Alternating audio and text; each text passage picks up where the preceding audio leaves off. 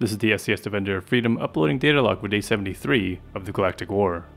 Hello Data Archive. Today has been a difficult day for Helldivers, as we have seen several failed defenses due to resources being spread thin across the many attacks. Day 73 began with several ongoing defenses across the board. On the Terminid front, the two defenses were in Osha'une and Estanu.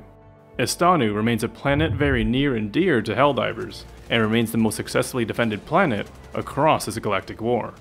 And this time would be no different, as Estanu was successfully defended in 2/3 of the time allocated. The bugs seem to constantly try to overtake Estanu, but consistently fail. You might think that they would learn their lesson after a while, and if you did, then you have forgotten that bugs cannot think. Following the successful defense, Helldivers and Estanu reinforced the other defenses, with the vast majority choosing to assist the defense in Osha'une. The odds are not in our favor to turn this defense around with very little time. Despite the valiant efforts of the Helldivers to mount a come-from-behind victory, this was a very tough loss, as the defense reached 96.5% before failure. On the Automaton front, with a majority of Helldivers fighting the Terminids, all three defenses failed.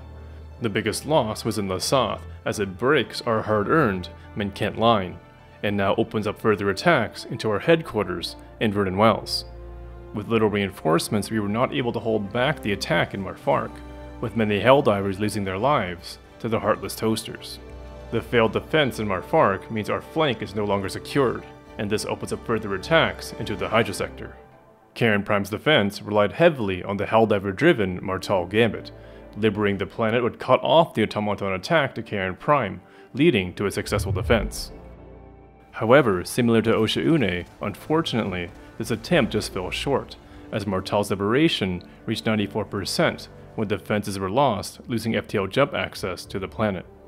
At this point on day 73, this put us at 1 out of the necessary 10 successful defenses for the Major Order.